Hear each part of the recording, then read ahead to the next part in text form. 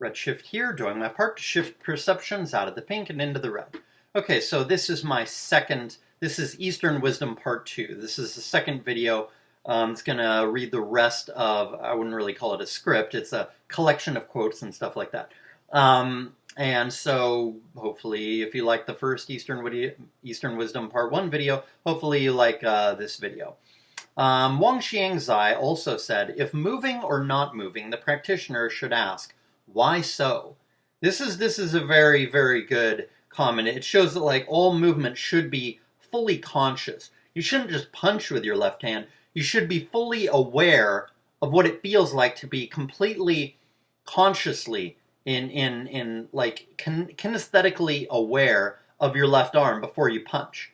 You see, this is how it's like, because people like practice punching and stuff, but like they're not practicing being aware of their arm as they're punching, especially not as the arm changes as it slowly goes through the punch and then retracts again. You see, like moving slowly can make it so that you're much more kinesthetically aware of your movements. So you can do, eventually, you become so kinesthetically aware that now you can do the same movements that you were doing before, but you're much more aware while you're doing those fast punches or whatever. You see, so this is far, far better. So he's absolutely right. Like, we're moving or not moving, the practitioner should ask why so, right?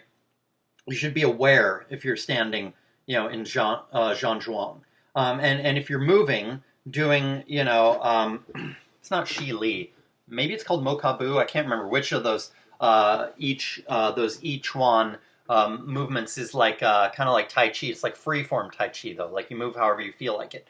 That kind of thing, when you're doing that and you're doing those slow movements and whatnot, then you're fully aware of your body as well, right? So this is much, much better than just merely rote learning of moves like karate or something, right? Another good quote is from Hatsumi, or from his student Glenn J. Morris, who wrote 3 books, all of which I like. His first book was the best. His second was pretty good, too. His third book was not nearly as good as the others, but it was also kind of interesting. I don't have them anymore. I probably should buy them again, reread them now that it's been many years.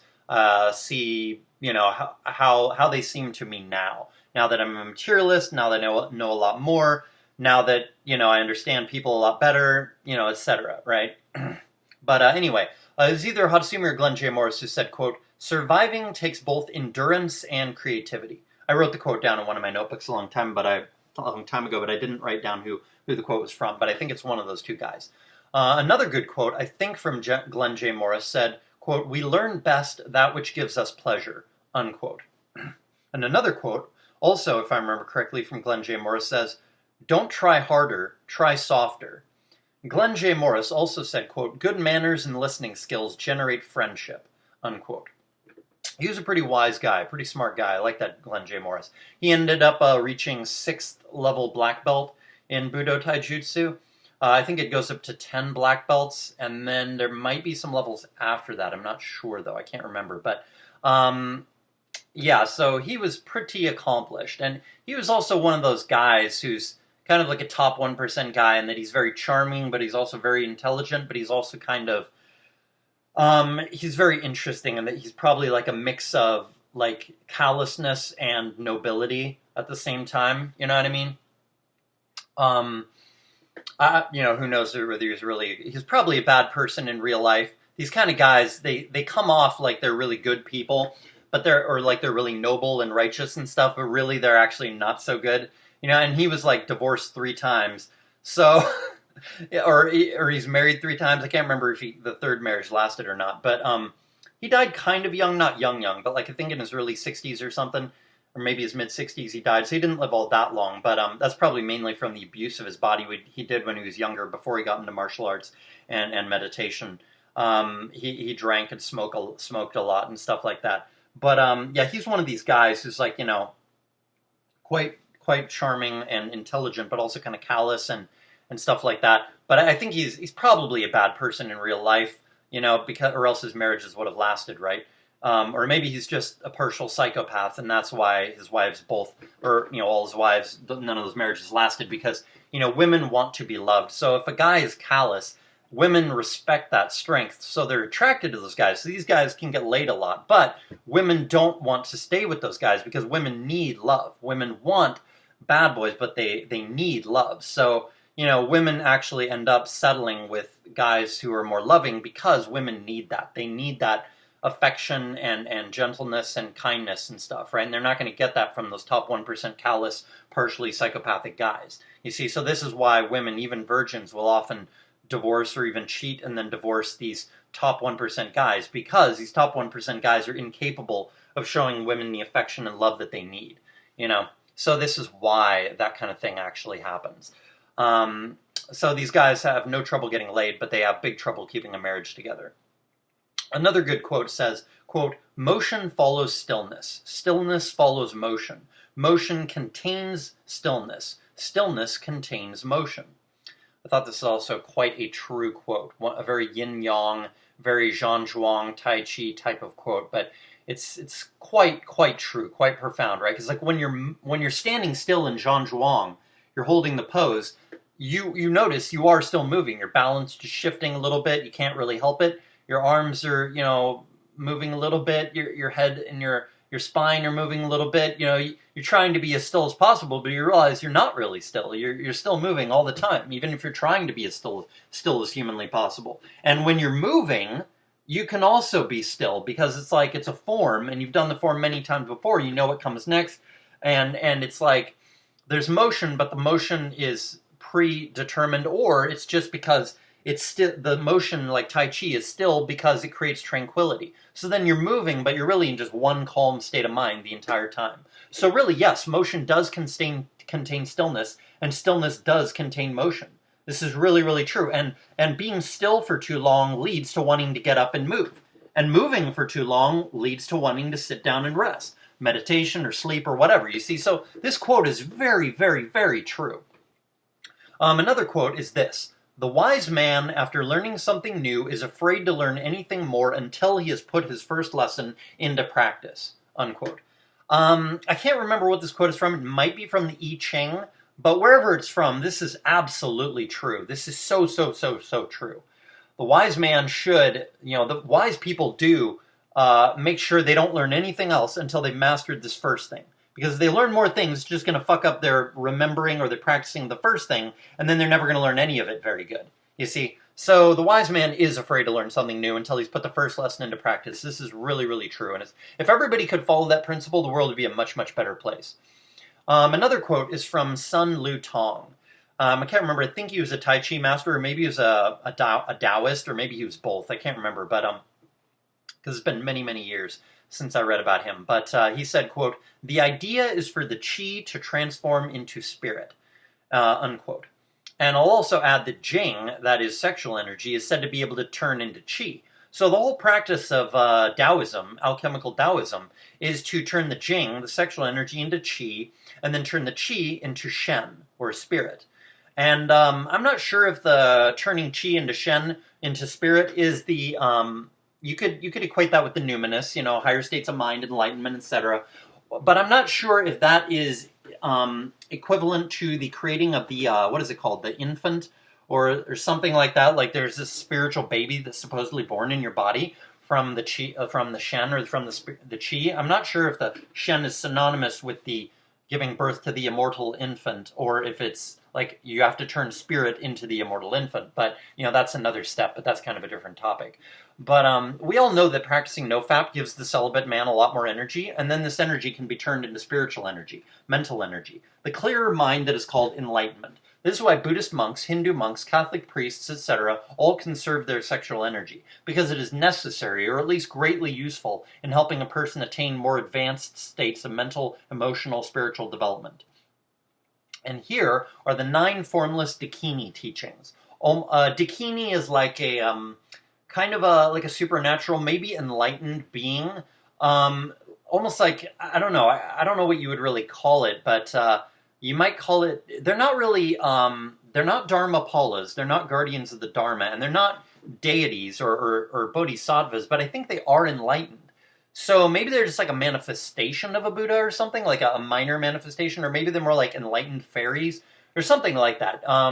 These Dakinis. I'm not sure, I can't remember if Dakinis are all female or if some of them are female and some of them are male, but there's these Dakini teachings in Tibetan Buddhism, right? And this teaching These are called the 9 Formless Dakini teachings, all of which are very wise and accurate in my opinion.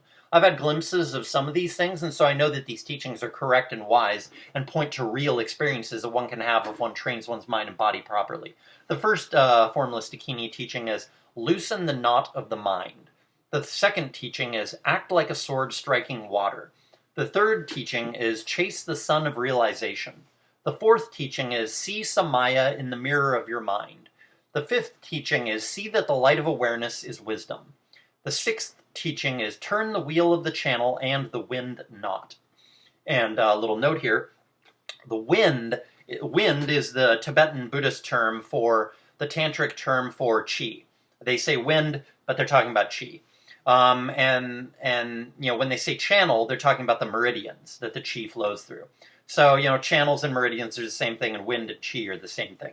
And I think the wind knot is the knot that chi forms in the chakras, or maybe only at the heart chakra. I remember reading in a Dalai Lama book where he's talking about how the heart chakra has, I think, 6 knots, and you want to unravel those knots, and supposedly if you unravel those knots, it either leads to spiritual attainment and or it can also give you supernatural powers, like being able to fly, literally fly with your body. I'm not saying I believe that. I'm just saying, there is something going on with the heart and with emotions and with energy that does seem to be true, according to my experience meditating and dealing with chi and stuff like that.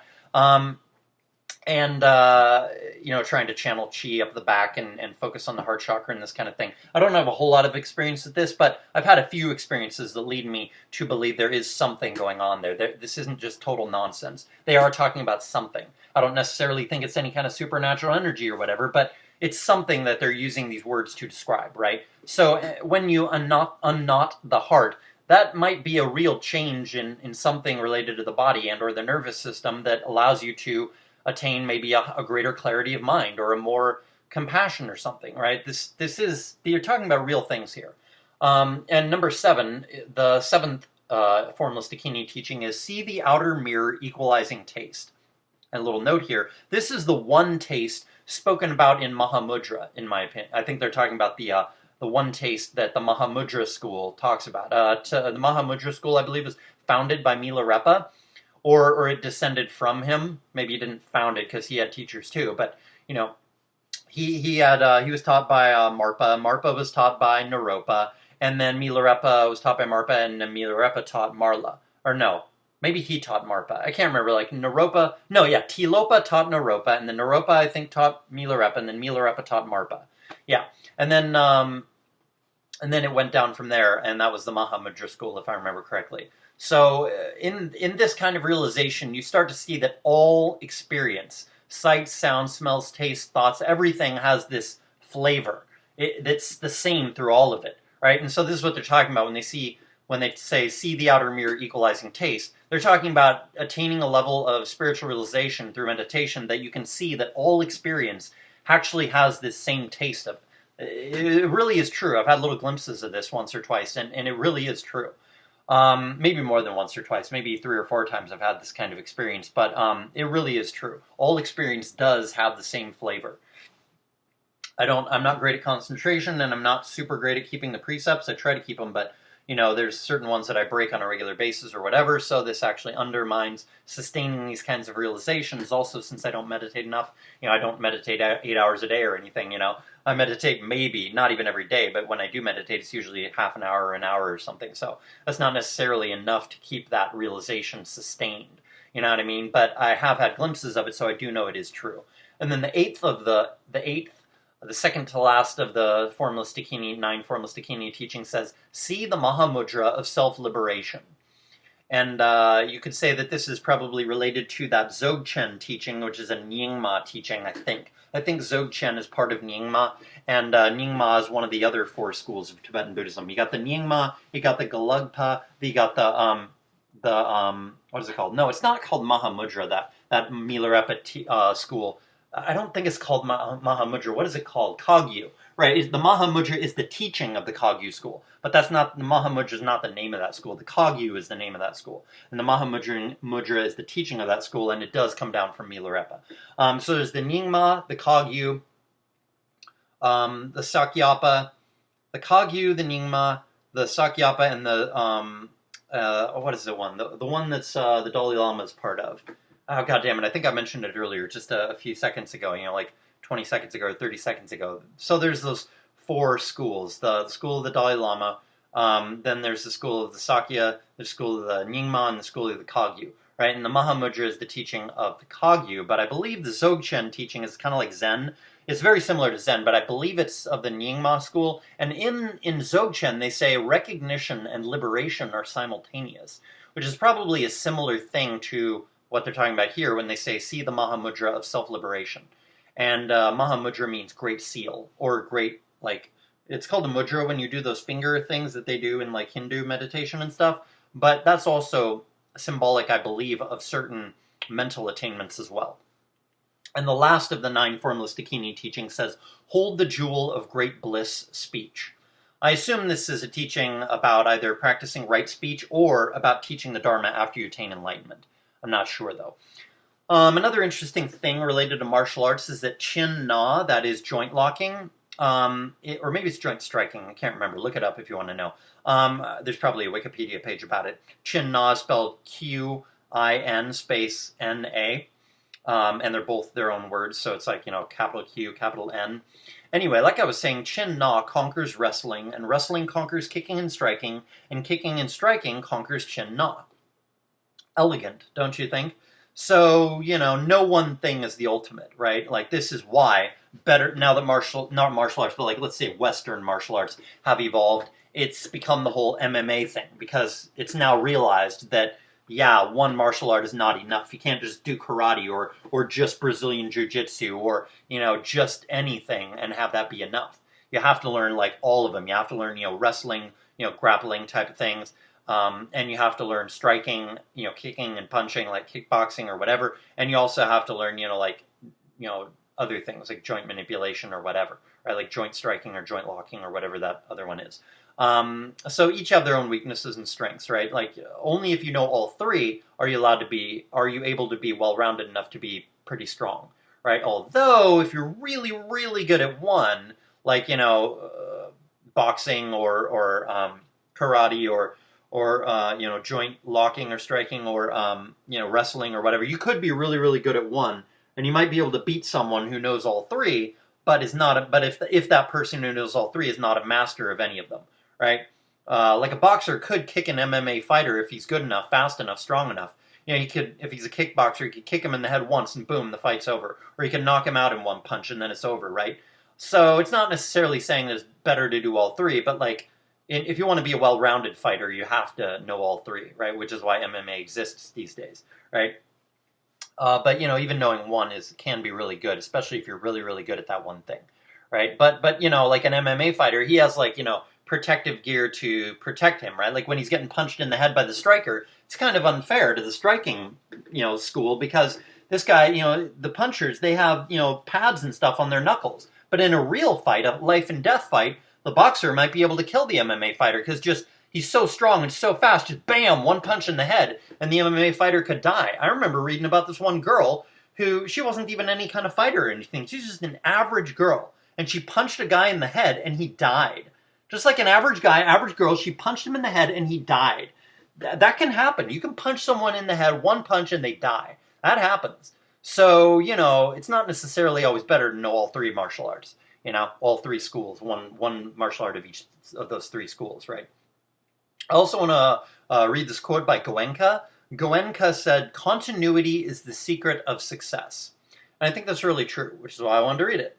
And also Dogen, a very accomplished Zen monk, he said, quote, the way of the Buddha is to know yourself. To know yourself is to forget yourself. To forget yourself is to be awakened by all things, unquote. And another good thing said by Hatsumi is this, quote, balance is strength, unquote. I think this is so true, it's true on the physical level, it's true on the intellectual level, it's true on the emotional level. Balance is strength, no matter what kind of balance you're talking about.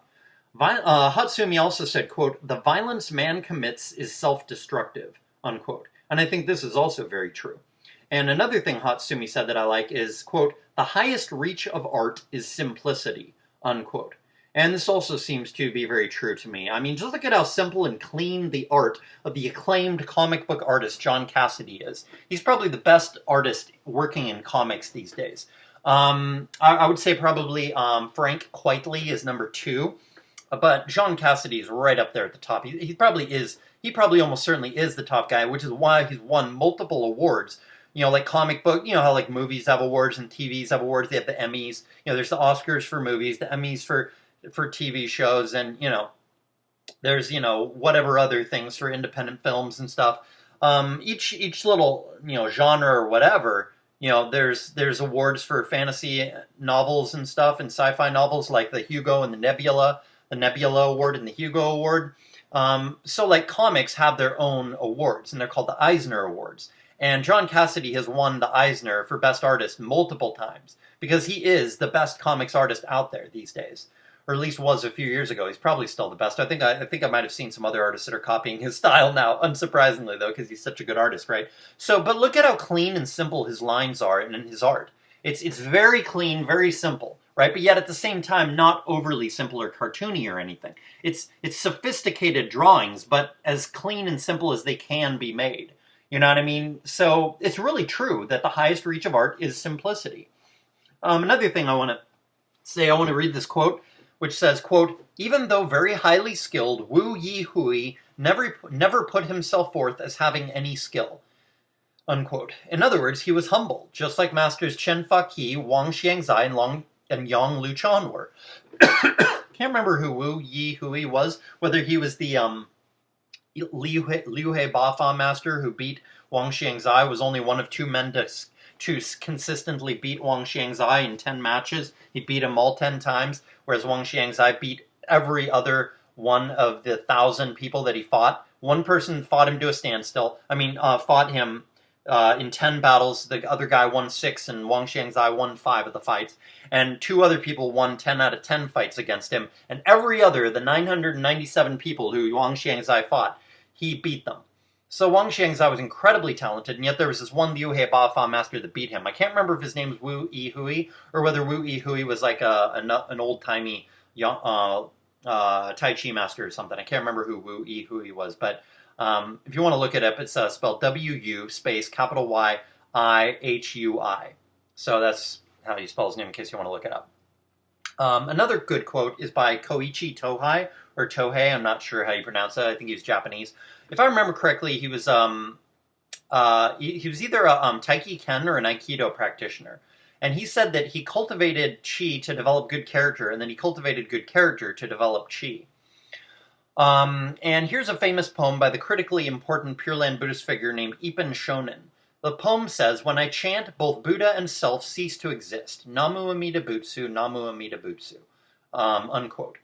But if I remember correctly, he shared the original version of the poem with another monk, I think it was a Zen monk, and the monk corrected him and suggested that he adjust the last part, which Ipin Shonin then did, resulting in the version of the poem that I just quoted. I think it originally said something like, it only exists to say Namu Amida Butsu, Namu Amida Butsu, or something like that. Or maybe I say or I chant Namu Amida Butsu, Namu Amida Butsu. He had something like that. And then the Zen monk said, no, you should take out that little bit before it and just have it say Namu Amida Butsu, Namu Amida Butsu.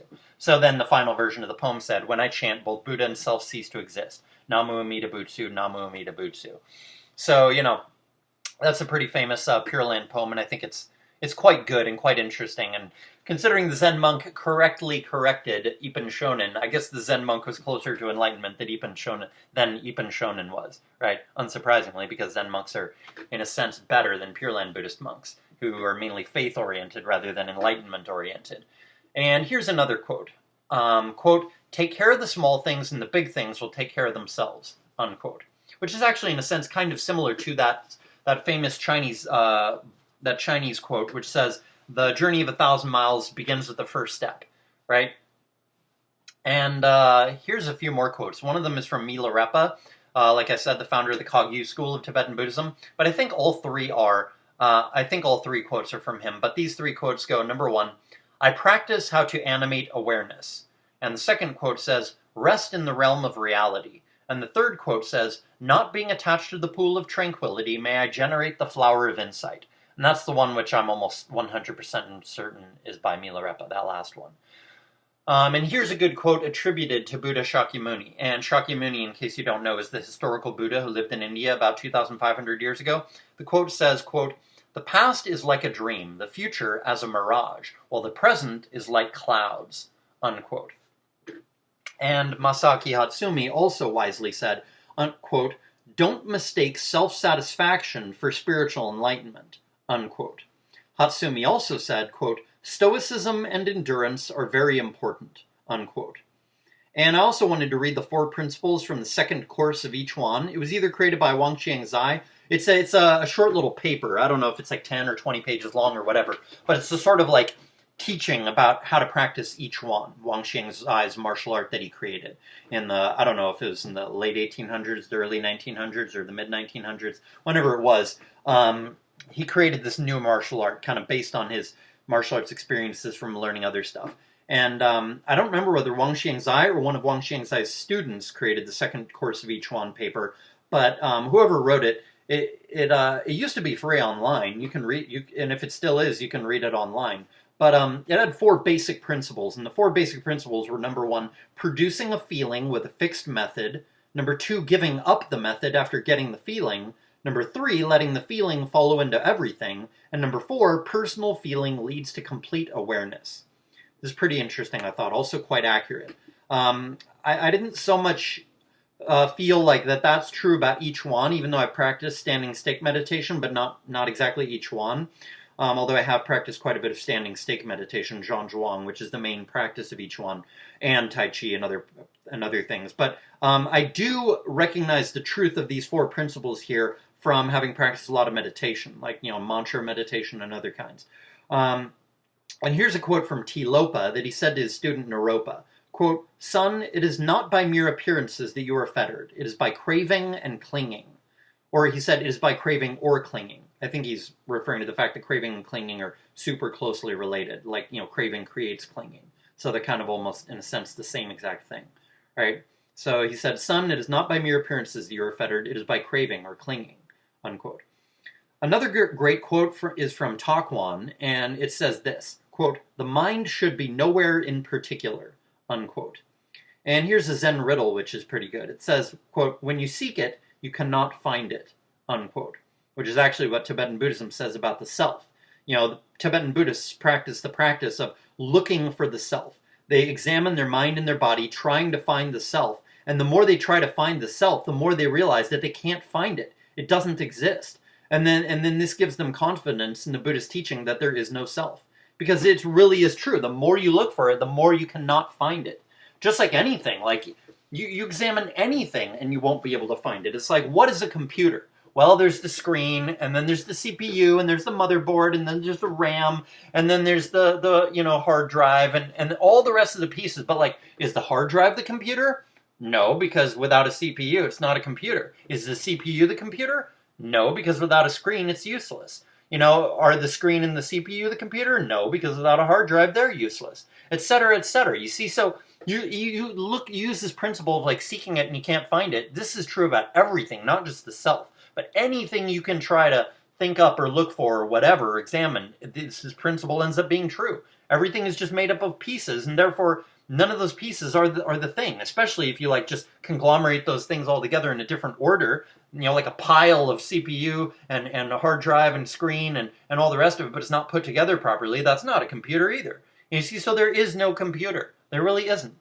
There is no self. There really isn't. And then there's a samurai maxim, which I like, which says, quote, "To know and to act are one and the same," unquote. Which is actually kind of similar, like I said earlier, to the Tibetan Buddhist principle of recognition and liberation are simultaneous, which is, I believe, if I remember correctly, a Dzogchen principle. And here's the Shaolin dictums, which are also quite good. Number 1, avoid rather than harm. Number 2, harm rather than maim. Number 3, maim rather than kill. Number 4, kill rather than be killed. And here's another quote from Glenn J. Morris. "When going it alone, less force and more patience is advisable," unquote. And I think this quote actually perhaps partially explains why MGTOW is so lackadaisical about overthrowing the elites right now. They don't think they have anyone to join together with and to be more active. and thus they know that they can only be patient and use little or no force, using mainly economic and demographic force against the government. But it doesn't really explain why MGTOW men seem to not even be interested in trying to get people to join together with them in order to be more active in their either opposition to government or their walking away, so that they can form their own MGTOW communities and amass wealth and power by doing so, far more than they could do by continuing to live like everybody else in society. But in a sense, it makes sense because the morals of society are so bad these days that it makes sense that it would be hard to find good people to join together with in order to find communities, in order to form communities, fight the elites, etc. But I don't think that's an excuse for not at least advocating for the creation of communes. Because if a bunch of MGTOW men were advocating for the creation of communes, then there'd be so many people doing it and so many people starting to believe it, that there would be a bunch of men willing to do it, wanting to do it, saying, hey, let's actually do it. You live in my state. I want to get together with you and actually do it. And then people would actually start doing it. So just the fact that it's hard now or impossible now to do it, I don't think is any kind of excuse for MGTOW men failing to advocate for communes. And here's a good quote from a former student of Masaaki Hatsumi's, a guy named Stephen K. Hayes. He was the first Western student of Budo Taijutsu, and he became kind of famous because of that in the 80s, the 1980s. He said, Stephen K. Hayes, he co-wrote a book with Masaaki Hatsumi also, before he was expelled from the Bujinkan a long time ago. I don't know when he was expelled from the Bujinkan or what exactly the reason was, but he was like in the Bujinkan for a long time before that. And maybe he got expelled because he formed his own martial art, or maybe he got expelled because he was a Mikyo Buddhist. I think it's called Mikyo. It's a Japanese esoteric form of Buddhism. It's basically the Japanese equivalent of Tibetan Buddhism. Although supposedly it's false because they did not get the proper transmissions, like the proper empowerments or the proper lineage or whatever to officially be able to do it. So apparently, supposedly, Mikyo or Tendai, or maybe both, are false versions of Tibetan Tantric Buddhism, right? And Tantrism is usually does not usually include actual physical sex. It usually includes meditation on the deities which are having sex. So it arouses lust, but it doesn't involve physical sex. It arouses lust so as to arouse energy, so as to use that energy to attain enlightenment easier. And yes, arousal does make someone much more energetic. I don't know if you've ever had this experience, but it's really true that you could be super, super tired. You just cannot keep your eyes open. You're so tired. But then your lust is aroused somehow, one way or another, and all of a sudden you're wide awake. It's the craziest thing in the world, right? So Tibetan Buddhists realize that lust can have this effect. So they use that energy and the energy of anger to channel that energy toward more clarity, more energy, more enlightenment, and so that they can attain enlightenment, right? But Stephen K. Hayes, who is a practitioner of Mikyo, if I remember correctly, before he was expelled, he wrote a book with Masaaki Hatsumi, and in that book, I think it was in that book, he said, quote, willful ignorance will defeat any attempt made to enlighten it from outside, unquote. And this is really, really, really true, and also really, really unfortunate. If you could enlighten people against their will, this would be a wonderful thing, but you can't. Willful ignorance is so powerful, you really cannot get around it. If they don't want to know, if they don't want to learn, if they don't want to seek the truth, you can't enlighten them. So it's kind of you in a sense do have to walk away from some people. You can't save everybody. You know what I mean? So it's form your own commune and grow that to overthrow the government, and or form its own government when it gets to be, when after enough generations the commune gets to be millions of people large, because of all couples in the commune having 10 or more kids. Then yeah, you could grow the commune huge in just a few generations, 10 generations. It could be absolutely huge. But you might have to form your own country, because you can't have willfully ignorant people in your community. It'll just fuck it up. Whether you're talking about your own country or whether you're talking about a small commune, whatever it is, you can't have willfully ignorant people in there. It'll ruin it, because these people cannot be enlightened, Although I guess you could say, but plus, maybe it's just genetics. Morality is genetics. Pursuit of truth is genetics. So if these people have the genes to not be that concerned with truth, then they really should be kept out of the place, out of the country or the commune or whatever, because you don't want those people breeding. You only want people who are truly, ruthlessly concerned with truth and nothing else. Those are the only people you want in the commune. And who also have compassion and are hard workers and are moral and stuff like that. Sexually restrained, etc. Here's also a good quote from famous film director Richard Linklater. You've probably seen his film Dazed and Confused, starring a young, well, not starring, but it had Matthew McConaughey when he was young in it, probably early 20s or something, maybe mid 20s in that movie. And also a young Mila Jovovich was also in it. She was the chick who plays the main character in not Evil Dead. What are they called? Those zombie movies. What are they called? Resident Evil. Yeah, she's the main character in all those. So yeah, she and Matthew McConaughey are in Dazed and Confused, although they're not main characters. Also, Ben Affleck, a young Ben Affleck, is also in that movie. You've probably seen it. It's a famous movie. It's from maybe the 1980s or early 90s. I can't remember. He also directed a good film version of Richard Linklater did. He directed quite a good film version of Philip K. Dick's excellent novel called Through a Scanner Darkly, which I highly recommend that you read. And the movie was animated, and it was very like flowy and weird and psychedelic, which kind of fits the book perfectly. It's really interesting, right? And it stars Keanu Reeves, so it's actually quite good. The movie is, but it's kind of going to ruin the book for you. The book was really good, but it was totally ruined for me because the movie is so faithful to it, and so it's so faithful to it that it's like you feel like you've already read the book when you're reading the book because the movie follows it perfectly, pretty much, right? I'm not sure I recommend Through a Scanner Darkly as much as Philip K. Dick's amazing novel, The Three Stigmata of Palmer Eldritch, which in my opinion, I've read a bunch of Philip K. Dick books, and in my opinion, The Three Stigmata of Palmer Eldritch is Philip K. Dick's masterpiece. Although maybe I would think that about Through a Scanner Darkly if I'd read the book first, but I'm not sure. But man, The Three Stigmata of Palmer Eldritch, that book is an absolute mind bender. It is incredible. It's a 1 in a million book. I mean, like 1 in a billion maybe. I mean, there's nothing else like it except for perhaps a few other Philip K. Dick books like Ubik and 1 or 2 others, which are also quite mind-bendy. Anyway, Linklater is pretty talented, but he's quoted as saying at one point, quote, "We all give ourselves a lot of leeway, but we expect consistency from other people," unquote. I think this is very true, and I think it's a tendency that we have to be aware of and try to guard against in ourselves, right? Because, it's sort of hypocrisy, and hypocrisy is not good, right? And I also want to mention these principles of art. There's eight principles of art and 7 elements of art. And I want to mention these to people in case they are interested in analyzing art or in making art or whatever. This is good stuff to know. The 8 principles of art are number 1, contrast, number 2, balance, number 3, pattern, number 4, rhythm, number 5, unity, number 6, emphasis, number 7, variety, and number 8, proportion. And the elements of art are these. Number 1, space, number 2, texture, number 3, color, number 4, value, number 5, line, number 6, shape, and number 7, form. And another quote from someone, a Westerner, I think, is this, quote, "The persona is heavily influenced by one's profession," unquote. And I think it was that same person who also said, quote, "In men, the anima shows up in moods. In women, the animus shows up in opinions," unquote. I think it was that same person who said, quote, "Men must integrate eros, women must integrate logos," unquote.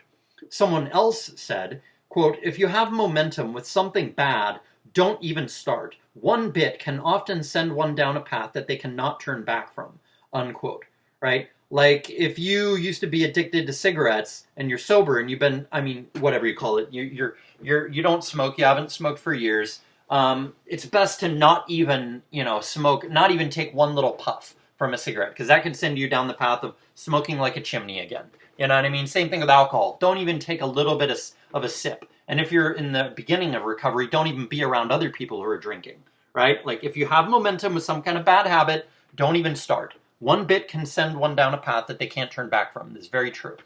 And the last bit of Eastern wisdom I'll leave you with is this. And this is an important one because it's how you make progress in anything. And it's also how China has conquered America. I've mentioned it before in previous videos, but I'll mention it again. Here's the principle. Ready for it? Here it is. Quote, "Invest in loss," unquote. This is a deceptively profound and powerful principle. This is how the Chinese conquered the American empire. The invest in loss principle. They loaned us money and loaned us money and loaned us money and loaned us money. They made us dependent on them. And then they got a bunch of technology from us because, whatever, probably because we were financially dependent on them at this point, or whatever, to produce our goods and all that kind of stuff. And so, then we gave them some technology for building more advanced weapons, missiles and stuff, and all kinds of stuff, right? So really, they invested in loss for a long time, decades, and now it's starting to bear fruit. They are on the verge of becoming the new world empire. It's already guaranteed that they will become the new world empire, but it's like it hasn't fully happened yet, even though it is already guaranteed. So yeah, don't take this principle for granted. This is a huge principle. Invest in loss. And actually, practice is a form of investing in loss. Yeah, because you don't automatically get good. You may even be practicing and feel like you're making no progress whatsoever. But, just keep investing in loss, and eventually it'll start to get better. You know what I mean? This has been Redshift. I hope you liked this video. I hope you got something out of it, something that will benefit you and that will stay with you through the coming years. Peace trucks for, everybody who's bad or lazy or whatever. Peace trucks for promiscuous men, peace trucks for the willfully ignorant, peace trucks for bad people, but especially peace trucks for the people at the top of society, who are using wisdom to, enslave everybody else, right? Like they pass down wisdom to their children, wisdom that they don't tell the 99% of people. You know what I mean? So fuck those guys. Peace trucks to those guys. You know what I mean? Like we gotta all share as much wisdom as possible and not ever hoard wisdom. Because the more wisdom possessed by the 99%, the more power we all have. And the happier and more prosperous and everything else, the freer we will all be as a result of that greater wisdom. So yeah,